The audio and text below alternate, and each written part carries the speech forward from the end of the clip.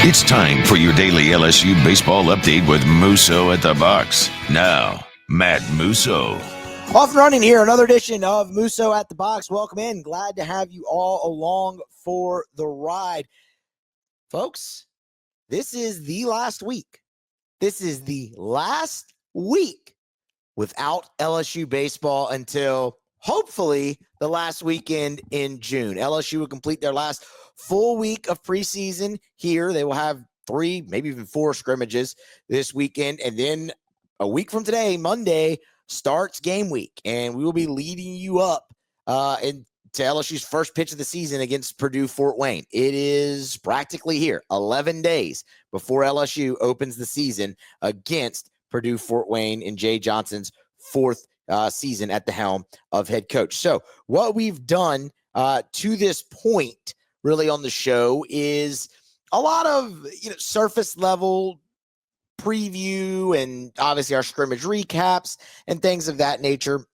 What I want to do today and kind of henceforth, we'll dive into our position groupings, our class previews, things of that nature, like, outfield, infield, catcher, meet the transfers, meet the freshmen, pitching, schedule, lineup, and that should take us right up until we're ready to preview Purdue Fort Wayne as they come in to open the season. So that's what I want to do. And of course, we'll have one of our preseason Q&As somewhere along the lines there. Again, open door questions. I actually do have one that was sent in that we'll address here on today's show as well. But what I really want to do is I want to start with the infield. So that's what we're going to do today, infield preview, and then kind of get to that one question. So be sure to subscribe. Smash the like button if you have not already. Follow me on social media. Those are scrolling on the screen below you, or I should say scrolling on the screen below, not below you, scrolling on the screen below, but follow nonetheless. And again, subscribe to your favorite podcast app as well. Take this with you wherever you may go. Just search Musso at the Box wherever you get your podcasts, and we are there. All right. LSU's infield. That is where we will start. And, take yourself back. Take yourself back to June. LSU's in Chapel Hill. They just lost in heartbreaking fashion. North Carolina walks it off. And you start to kind of look forward in the days after. And you go, man, Tommy White's gone. Jared Jones going to be gone. Michael Braswell is draft eligible. He had a really nice year where down the stretch, he played some great defense and he hit over 300 for the first time in his college career. He's draft eligible. He's going to have a decision to make. Man, you could only return Stephen Milam. You're going to have to do some serious work there. And then as the offseason progressed, you saw LSU, yes, do work there, but you also got some really good news and good fortune. Jared Jones, Michael Braswell, both pass on the draft, so they're back. And all of a sudden, you go from returning 1 infielder to returning 3. But in the meantime, you see LSU in the portal. Get Danny Dickinson.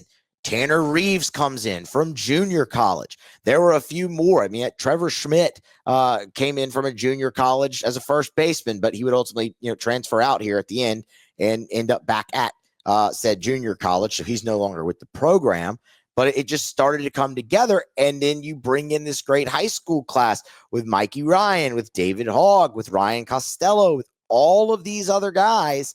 And now you went from, man, who's going to play the infield to, hold on, who's going to play the infield? They have so many guys. Just a different who's going to play the infield, right?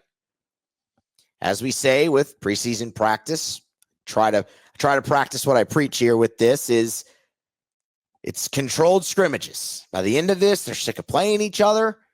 They are put in advantageous spots. They are put in spots to see who can excel in certain tough situations. Most all of it is very controlled. Yes, the lights are on. Yes, there's fans in the stands, all of those things, but it's not game day. So you take what you see with a grain of salt. We try not to get too high, too low, but eventually the further this goes on, guys do begin to separate themselves. So the question that I have and that I pose that we will try to answer here on today's show is LSU's infield set for 2025 already? And I will tell you right now, flatly, I think that answer is no. I do not think that LSU's infield is set. But I do believe you have seen separation. And not necessarily in certain guys. Like not necessarily, Stephen Milam separating from Michael Braswell or Danny Dickinson separating from some of the, other guys that were brought in that could potentially play second base. That's not what I mean. You've seen two crops of the LSU infield separate. They have their top guys.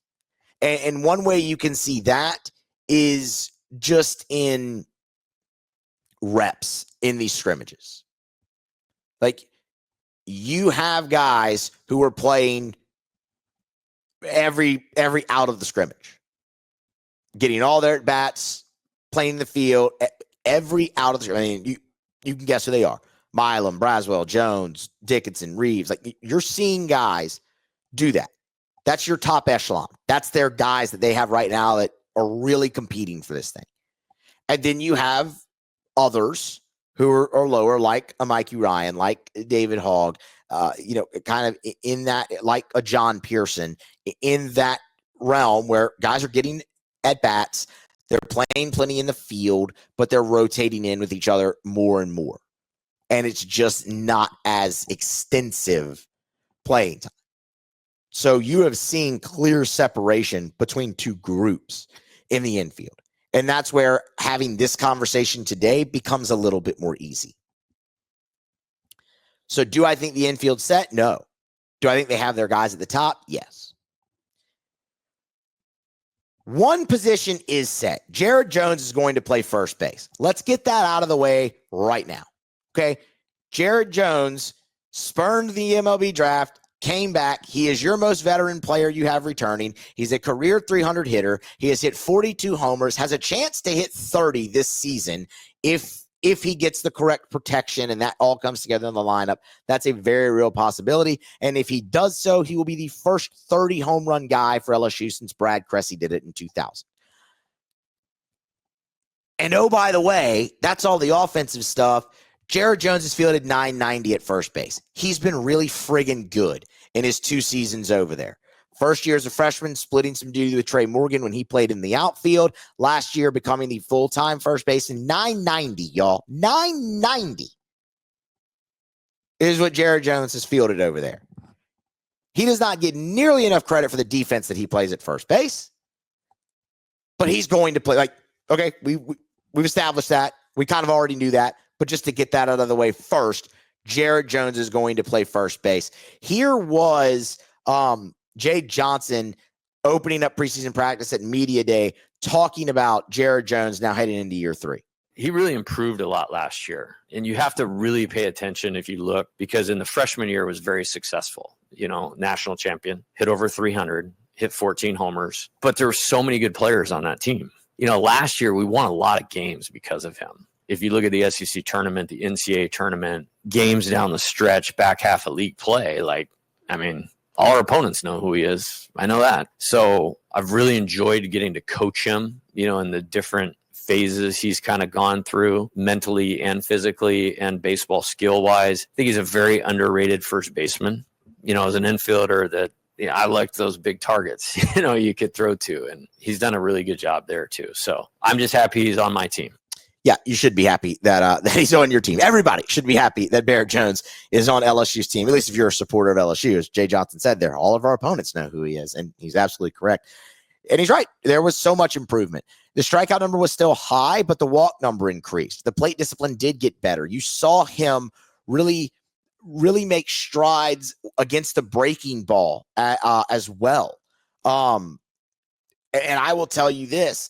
One thing I saw this past weekend out there, Jones, I believe it was his first single to left field after he had already launched the 2-run homer.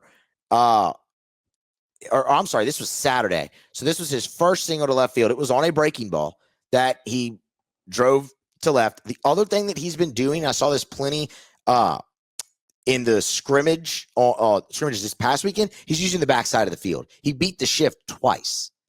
And Jones used the backside with some power a season ago, but now it's happening with base hits. That's further development there in his game at the plate. So I'm expecting a huge year from Jared Jones. All of you should as well. And yes, you should be very happy that Bear is still in purple and gold and playing for LSU.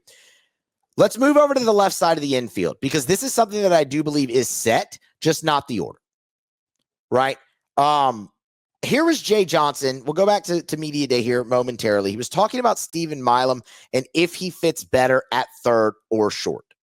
Right about the time we decided we were really going to look at that, he went out with an illness. And so we need these 3 weeks to kind of figure that out. The plan, as is to probably split the time between the two spots and then figure it out. I think he is a great defensive player. And I think if you played him at shortstop, third base, or obviously second base, he would do a great job. I've gone on record and saying I think he's probably the best defensive infielder that we have. And, you may see us, roll him over to the right side of the bag, when certain hitters are up, like we did with Jordan Thompson in 2023. You have actually seen that a lot in these scrimmages. Milam has moved all over the field. He has been on the right side of the bag plenty in two different, really like 3 or 4 different versions, actually, where he's just kind of played a regular second base, where he's played deep second there, like into shallow right because of the shift, where he's just shifted over to the right side of the bag, and Dickinson or Ryan or whomever might be playing second is still in that normal spot. You've seen it in a multitude of ways, and he has made plenty of plays over there as well, as you would expect. You saw that for an entire season. The other thing that Jay's saying is you got to figure out really where, and that's what they've been doing. But what I will tell you is the majority of the time that LSU takes the baseball field, when they go out there to play defense this season, your left side of your infield is going to be Stephen Milam and Michael Braswell in some order, some combination. The hope is you figure that out, which one that you think works best early, and you just roll with it and allow those guys to get comfortable. That way, them moving in the field doesn't affect them at the plate or anything in that notion. They don't have one thing on their mind that impacts the rest of their game. That's all going to be a major part in this coming together quicker for LSU this season than it did a season ago. They have split these reps pretty darn evenly. So on Saturday, Milam and Braswell were on different teams. So they both got to play shortstop for the entire scrimmage. They both got 8 innings at shortstop on Saturday. Sunday, when they were on the same team, they split the time evenly. Braswell got the start at short. Milam started at third, and then halfway through, they flipped.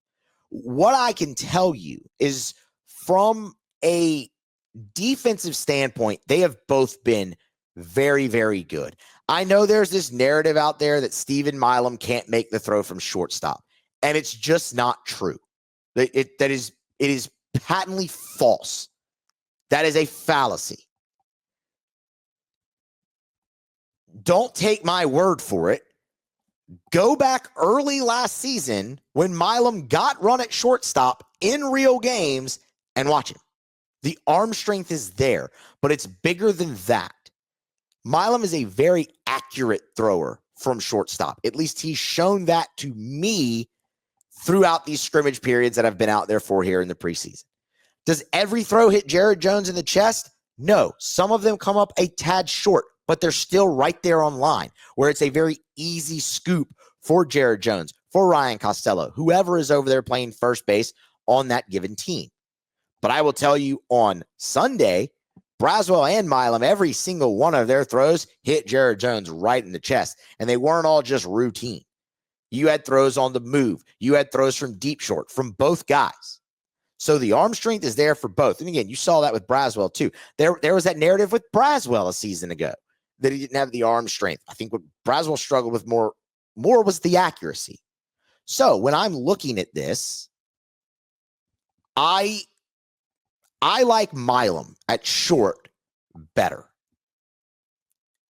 because of the accuracy, but I also think Braswell just really fits over at third base well too.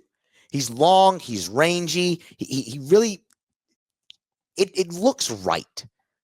We talked about in one of the scrimmage recaps the play he made that you see a bunch of third basemen make all the time, where they have to range over towards second in front of the shortstop, cut him off, get the ball, throw it all in one motion. Braswell's made that play a handful of times so far now in these scrimmages, and he's done it very, very well. It looks natural. Not that shortstop didn't look natural for him, but third base just looks really natural. I'm not going to sit here and tell you that opening day, what you see at the left side of the infield is going to be what they roll with all season. In fact, I would be willing to bet that it's not. I would be willing to bet what you see opening day on the left side of the infield changes when they take the field for game 2 and they just flip them and they see, how it kind of works because it's what they've been doing in the scrimmage. Okay, I'm fine with that. But at some point you have to make your decision and stick with it so the guys can settle into their roles and know where they're playing on the infield and function together as a unit. Because it's more than just the middle of your infield, right? You got second baseman's got to know who's giving that feed from third on a potential double play that starts 5-4-3.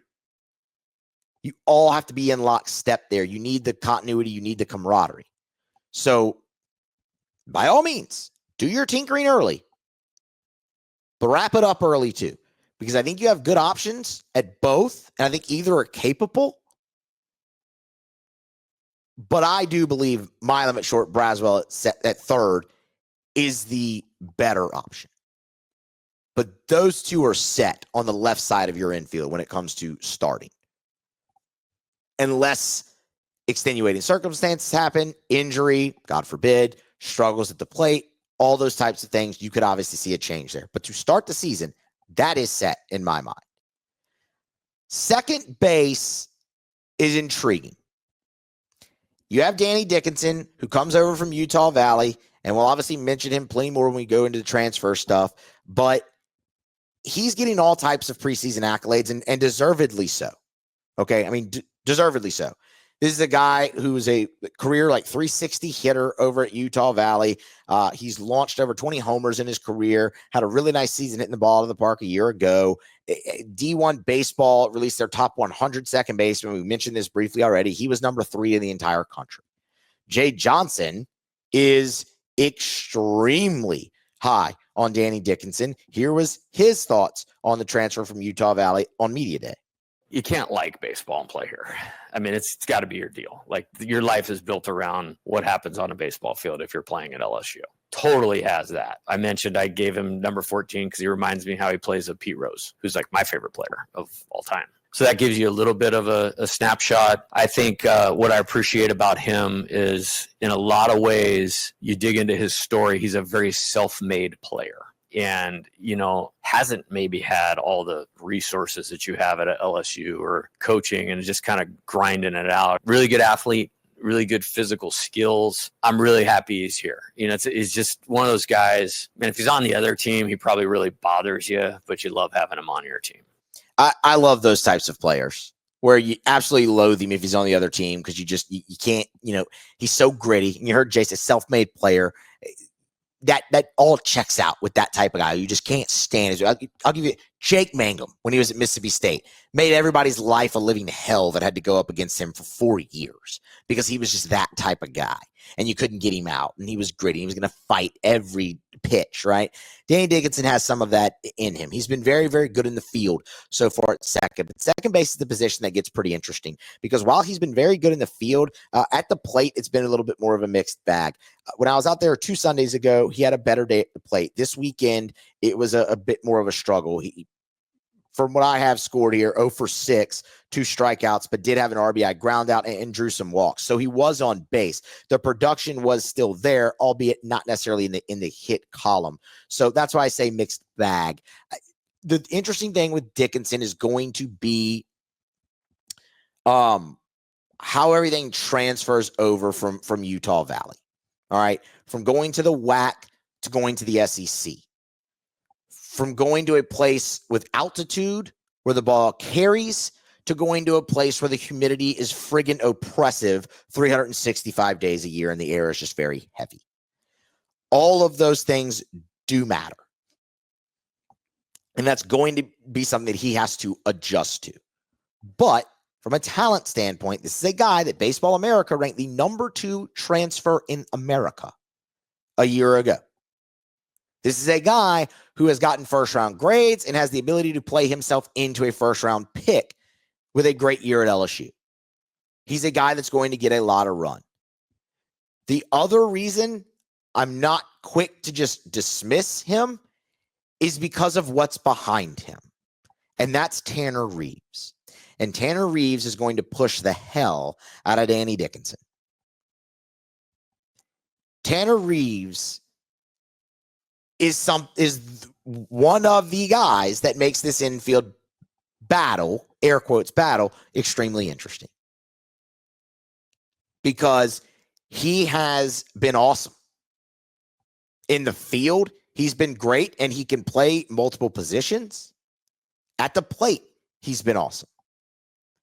Here was Jay Johnson. This was back in June or July of 2024 when he was finally able to talk about these guys. And he talked about Tanner Reeves coming over from junior college. Tanner Reeves was the first commitment. He committed actually in the spring of 2023. It was always to come for this next year. And he had a phenomenal freshman season. I think he was maybe the country leader in home runs as a freshman. And I don't think he hit as many home runs this year, but he ended up hitting over 370. He was the MVP of the Junior College World Series, I believe. Or he broke the hits record in the Junior College World Series. His team won the national championship. Very versatile player, a guy that might be able to play every position but pitcher and catcher because he's a great athlete. Left-handed hitter, a player that I've had a ton of success with. That's the part at the very end that should really excite you. A player that I've had a ton of success with. Jay talking about the type of player that Tanner Reeves is. And the type of player he is damn good and pretty complete. You heard in that cut, he can play multiple positions on the infield. He said every position except pitcher. Talking about, outfield and everything else. Seen him play third, seen him play second on the infield. So if something does go awry on the left side of your infield, Tanner Reeves can slide in there. He's going to push Danny Dickinson. This is a guy who has made every play in the field with his glove, and at the plate so far in the 3 scrimmages that I've watched has been very good and can hit throughout the lineup. I've seen him in the leadoff spot. I've seen him in the cleanup spot. I've seen him in the 6 hole. But what you've seen is the guys hit a home run each of the last 2 weekends, both to the right field side, so both to his pull side. He has drawn walks. He has made productive outs, RBI ground outs. That happened on Sunday, where he had that. And also he's a guy that is just he comes around to score a lot. When he gets on, guys are normally there to drive him in. When you hit the top of the order, that happens. But it's a very complete offensive game. I'm not going to sit here and tell you that he's going to go out there and hit, 15 homers for LSU in his first season in the SEC coming from junior college. You heard Jay talk about the power that he does have, that he possessed in JUCO. And I just told you he's had a home run each of the last 2 weekends. It's a good frame, wiry, but he's got that wiry strength, kind of like a Zach Watson type deal. He's a little taller than Zach was, but just that wiry strength. Right. He definitely possesses that. And that's a guy that's going to get run early in this season. He's going to play. Like the same way I said, you could see opening weekend, Milam and Braswell flip-flop the first couple of days. I think you could see that with Dickinson and Reeves too, because Reeves is just the guy that you're going to have to get in there. And he's also a candidate for designated hitter. Like that is a role that he could fill, but the glove has been really good and the bat's been really good. I mean, he's been incredibly impressive for how well he's playing already here with LSU's club. So he's one of the guys that makes it really interesting. The other name I would throw out that makes things interesting is Ryan Costello, true freshman, large human, 6'3", 203 pounds, lefty bat. Hits the hell out of the baseball and has played really well at first base in his opportunities. Jared Jones is going to play first base. Let's, again, make that painfully clear. But Costello's interesting over there because the glove work was really good too.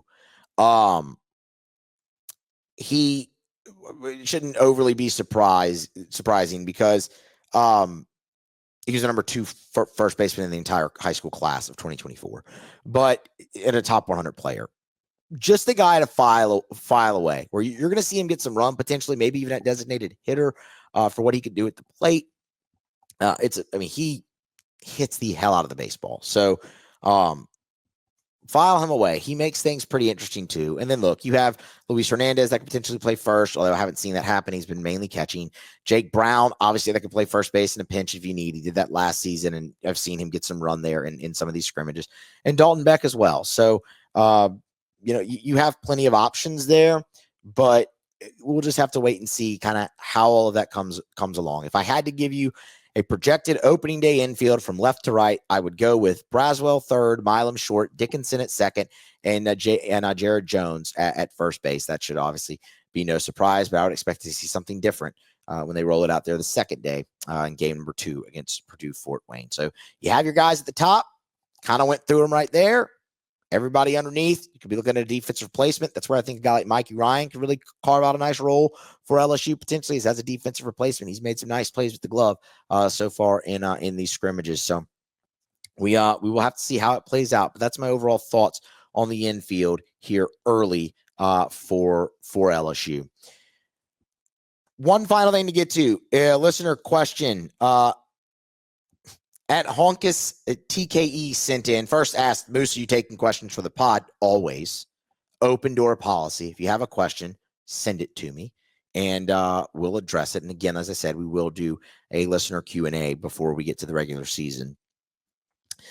His question, any reason why Jake Brown has yet to work as a pitcher? Thought he was pretty highly regarded coming out of high school. He was. Jake Brown was very highly regarded coming out of high school as a pitcher. He was drafted in the 14th round by the Rangers as a pitcher. He has worked a little. That was in the fall. I have not seen him pitch in the preseason yet.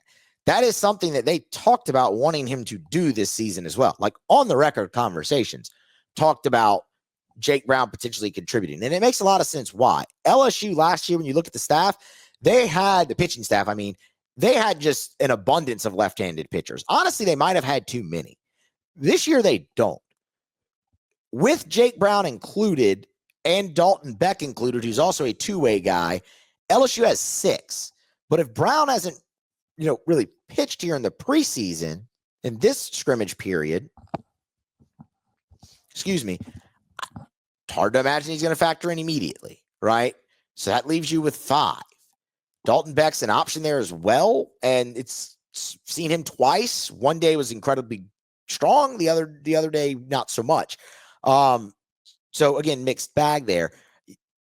But yes, Jake Brown was very highly regarded. That is something they've talked about on the record in media sessions about wanting him to pitch some this year as well. And you saw him get work in the fall. It just hasn't happened here in the spring, quote unquote spring.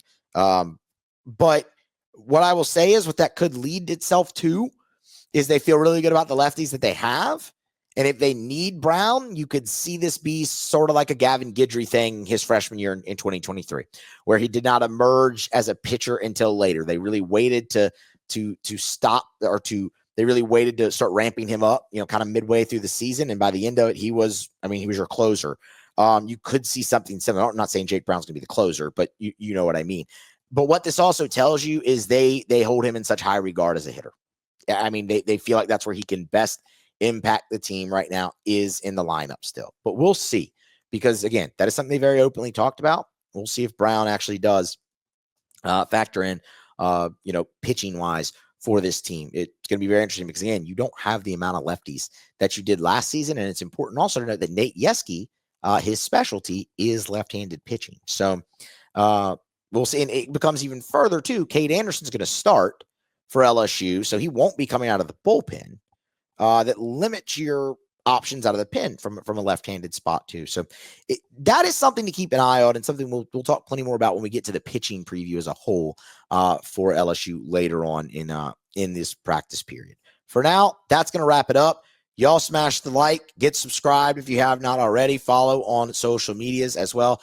Subscribe YouTube and on your favorite podcast app. That's greatly appreciated. We'll continue previewing positions on LSU next time on Musso at the Box.